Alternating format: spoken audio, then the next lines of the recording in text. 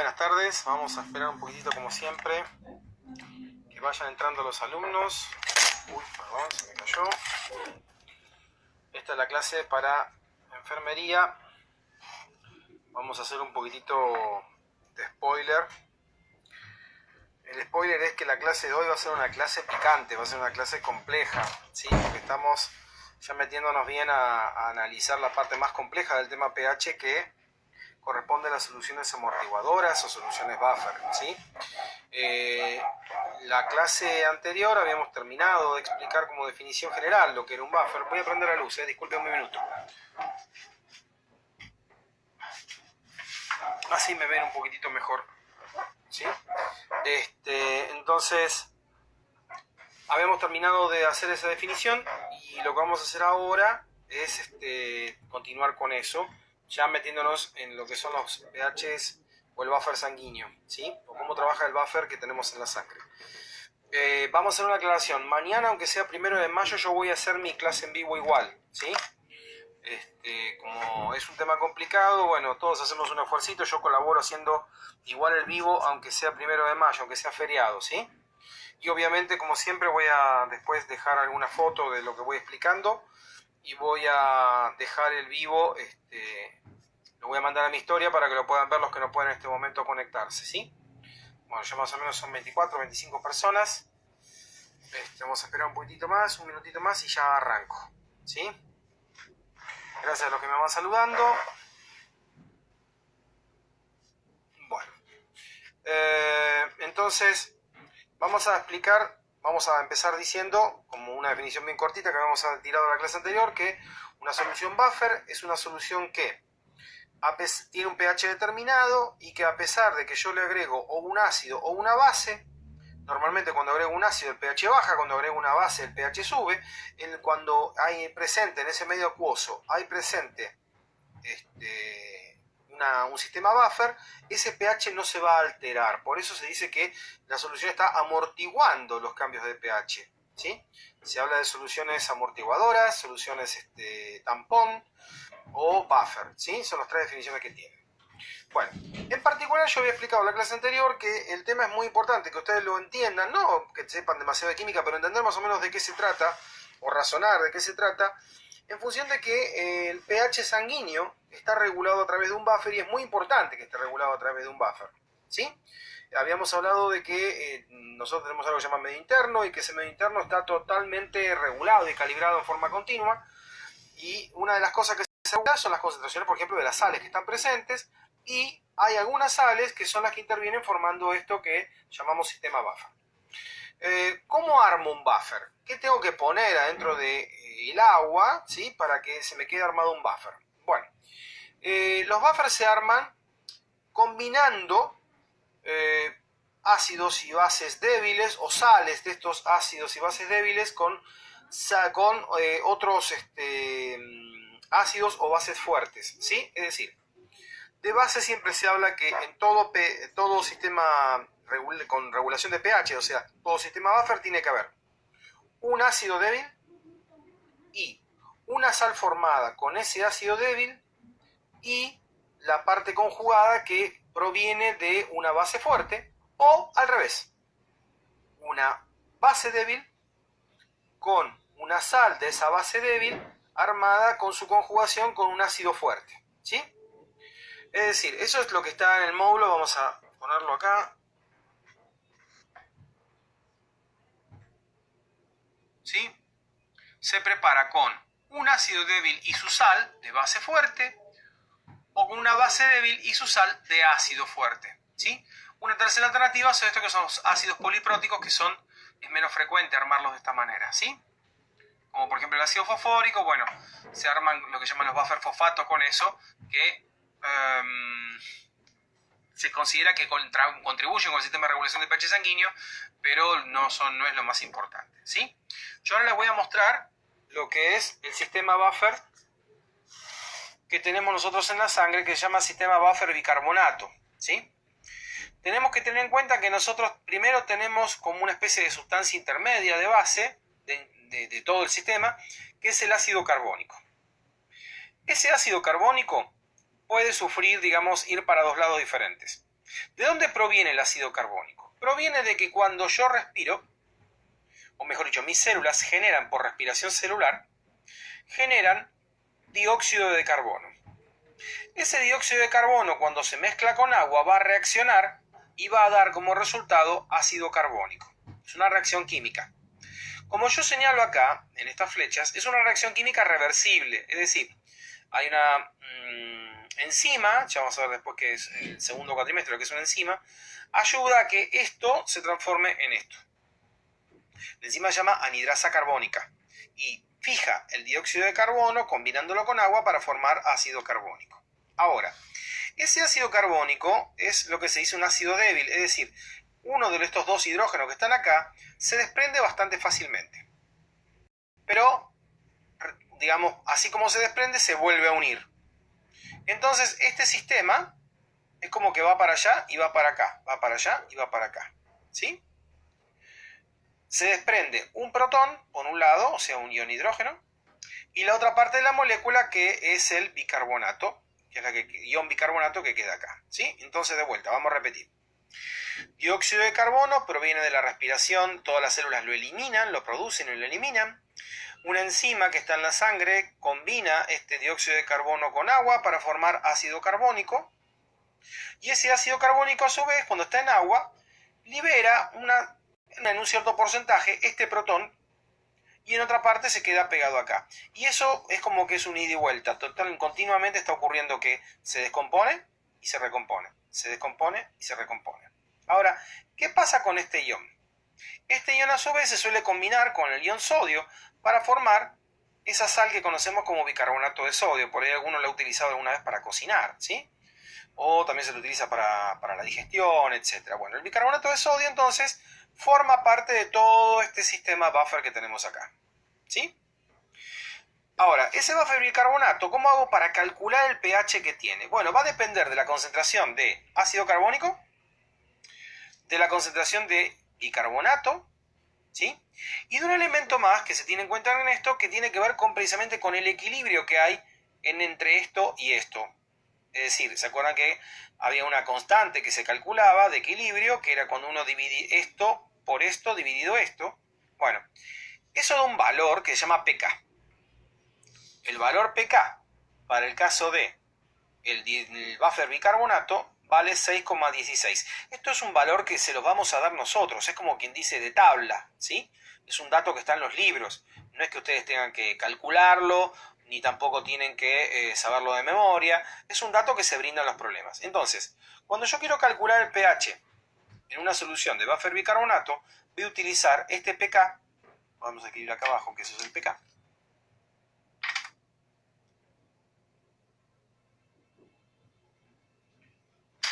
El pK, que en este caso vale 6,16, y a eso le vamos a sumar el logaritmo de esto que parece medio complicado, que es cuál es la concentración de bicarbonato que la persona tiene en sangre, dividido, en realidad lo tendríamos que dividir por la concentración de ácido.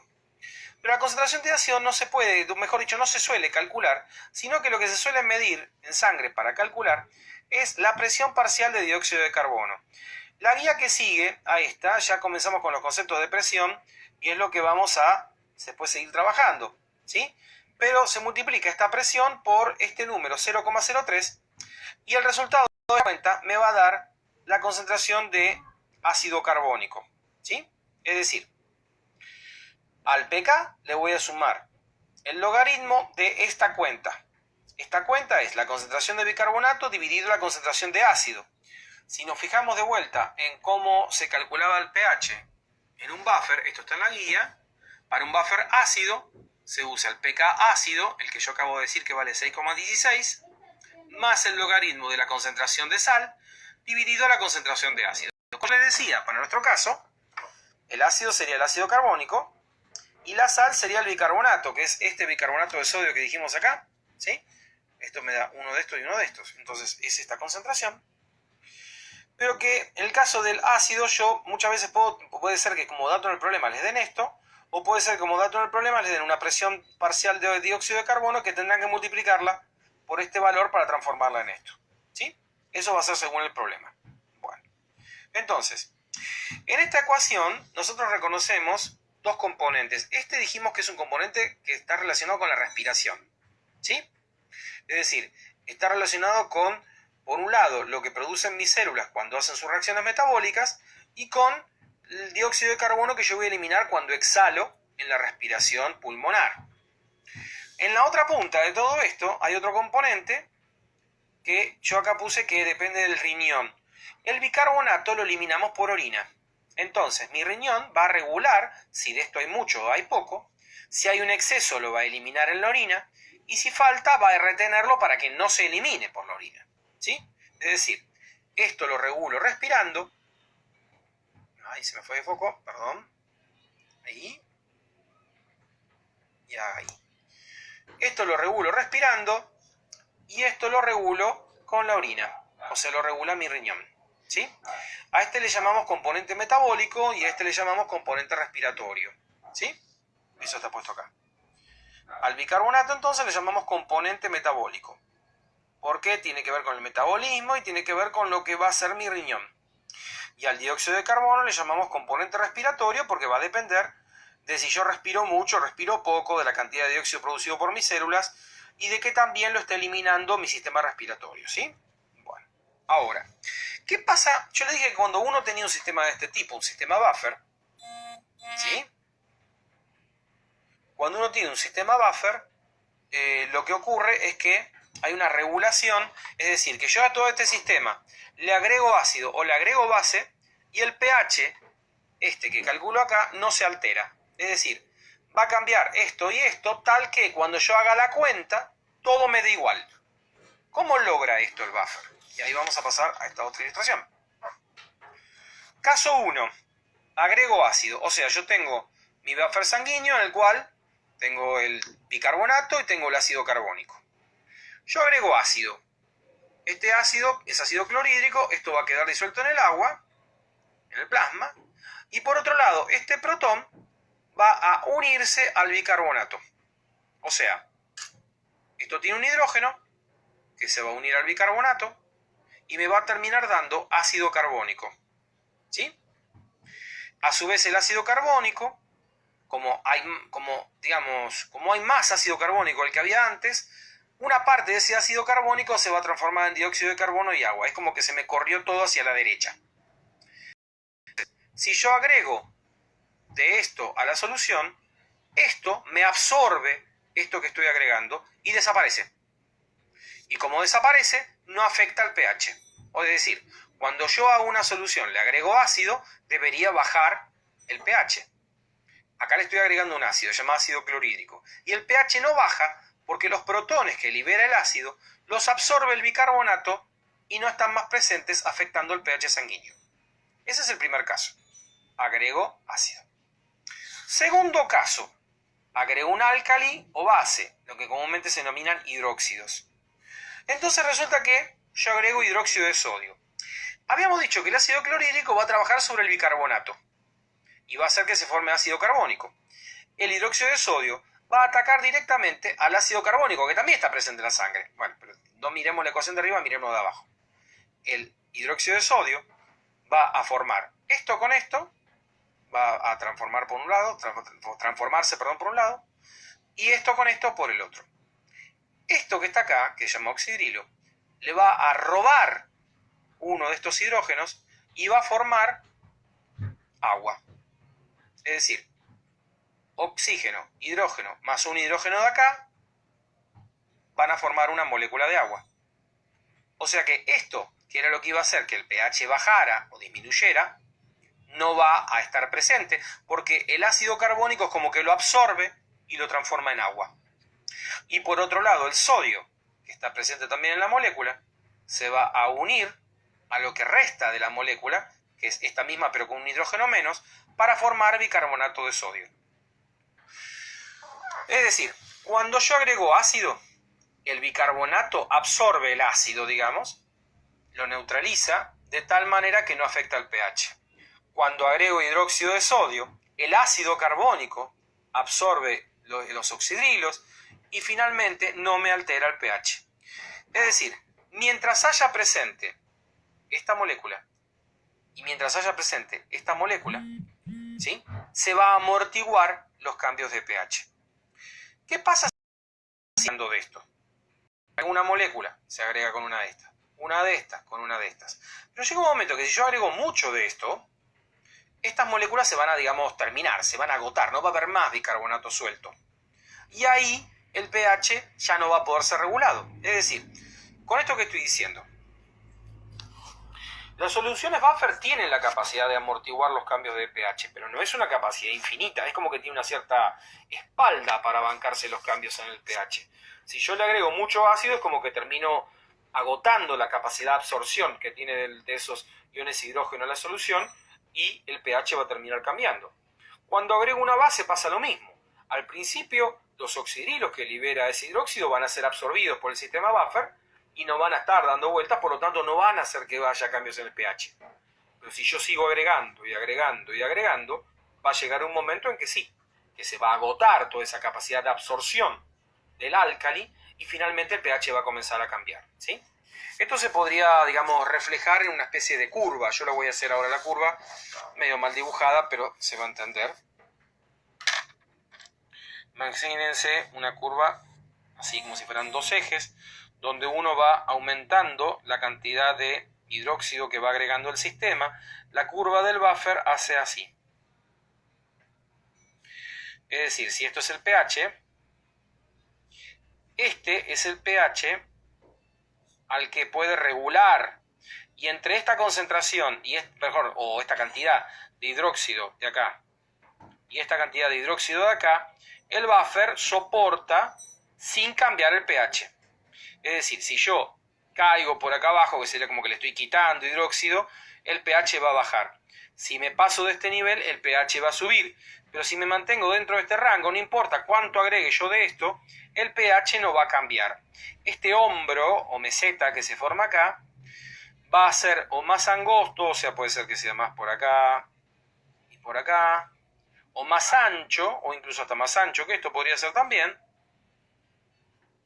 ¿Según qué? ¿Qué es lo que va a hacer que este hombro sea más ancho o más angosto? La cantidad que haya de esto y la cantidad que haya de esto. Es decir, cuando yo voy agregando esto, va reaccionando con esto.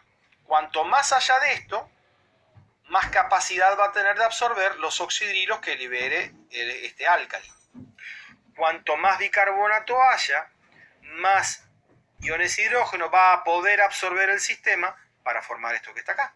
Es decir, la concentración de bicarbonato y la concentración de ácido carbónico, la cantidad, si es mucha o es poca, me va a dar una idea, más allá de que estemos siempre regulando a este pH, me va a dar una idea de cuán ancha es esta meseta. Puede ser como más angostito, o sea que el rango sea más pequeño, o que sea un rango medio, o que sea un rango muy ancho, ¿sí? Que vaya desde acá hasta acá. Eso va a depender de cuál es la concentración de ambos pHs, perdón, de ambos componentes del buffer. Es decir, vamos a ponerlo en términos de la fórmula que habíamos hablado inicialmente. Supongamos que acá pongo una cantidad 1 de bicarbonato y acá pongo una cantidad 2 de ácido carbónico, ¿sí? Yo hago la cuenta, dividido 2 da 0,5. Yo hago el logaritmo de 0,5, se lo sumo a esto y me va a dar un cierto pH, ¿sí? Ahora, si yo acá pongo una cantidad 2 de esto y una cantidad 4 de esto, yo hago 2 dividido 4 y también me da 0,5. Hago el logaritmo de 0,5 y se lo sumo y el pH es el mismo. No sé si se están dando cuenta de lo que me refiero. Es decir, lo que importa acá, para saber cuál es el pH de la solución, es cuál es la relación entre esta cantidad y esta cantidad. Mientras se mantengan iguales las proporciones, el pH de la solución va a ser el mismo. Ahora, si yo tengo 1 y 2, tengo unas cantidades más, digamos, pequeñas que si tengo 2 y 4. Y ahí va la relación con esto que yo acabo de decir acá. Supongamos, esto podría ser el ancho del hombro si tengo 1 dividido 2. Esto podría ser el ancho de hombro si tengo 2 dividido 4, o acá, si tuviera, por ejemplo, de acá, 4 dividido 8, es decir, cuanto más aumente la relación, siempre manteniendo las proporciones, la cantidad de las sustancias que generan buffer, la capacidad de amortiguación del sistema va a ser cada vez más amplia, es decir, cada vez tolera que le agregue o más ácidos o más hidróxidos sin alterar el pH, ¿sí? Pero en realidad siempre estoy regulando el pH al mismo valor, ¿sí? Esto ya sé que les resulta un poquitito complicado de entender, ¿sí? Quiero que entiendan básicamente este concepto que expliqué acá, o estos dos conceptos. El primero, el buffer sanguíneo está formado por dióxido de carbono que se disuelve en agua para dar ácido carbónico y bicarbonato de sodio que está disuelto y que se origina también a consecuencia de la disociación parcial del ácido carbónico en agua. Eso forma el buffer sanguíneo principalmente, ¿sí? ¿Cómo se calcula el pH en ese caso? Con un componente, una constante que es dato, que ya se conoce para este par de sustancias, que es el pK, al cual le vamos a sumar el logaritmo de la concentración de ion bicarbonato dividido la concentración de ácido carbónico, que puede ser así como concentración de ácido carbónico o expresada como la presión parcial de dióxido de carbono por 0,03. ¿Por qué esto de acá? Y por esto que yo les expliqué, que el ácido carbónico en realidad proviene del dióxido de carbono que se combina con agua, ¿sí?, a través de esa enzima que se llama anhidrasa carbónica. Vuelvo a insistir que todas estas reacciones son reversibles, es decir, si yo quito de esto, y la reacción se va a ir para acá. Si yo agrego de esto, la reacción se va a ir para acá. Si yo quito protones, la reacción se va a ir para acá. Si yo agrego protones, la reacción se va para allá. Eso es lo que hace el sistema buffer. Está como continuamente como si fuera un sistema, digamos, de platillos en equilibrio, ¿sí? Que donde agrego peso en uno, se agrega peso en el otro para que se mantenga igual el equilibrio. Donde quito peso en uno, se quita peso en el otro para mantener el equilibrio, ¿sí? ¿Hasta cuánto puedo seguir agregando peso en uno? ¿Sí? Y mientras pueda seguir agregando en el otro. Si dejo de poder seguir agregando en el otro, ya voy a perder el equilibrio. ¿Y hasta cuánto puedo mantener el equilibrio en este? Y mientras pueda seguir sacando del otro. Si yo sigo sacando hasta el platillo y de este lado ya no tengo más pesas para sacar, y se va a terminar desequilibrando igual, ¿sí? Eso es lo que quiero que tengan en cuenta de cómo funciona el sistema buffer, ¿tá? De vuelta, ese sistema buffer, en el caso del buffer sanguíneo, tiene una componente respiratoria y una componente metabólica. La componente respiratoria depende del dióxido de carbono que yo inhalo y exhalo cuando estoy respirando. La componente metabólica depende del bicarbonato, que mi riñón es el que regula si se elimina en la orina o se retiene y no se elimina en la orina, ¿sí? Vamos a otra consecuencia de esta y después ya por ahí nos podemos meter con algún problemita. Cuando yo cambio mi ritmo respiratorio, es decir, supongamos que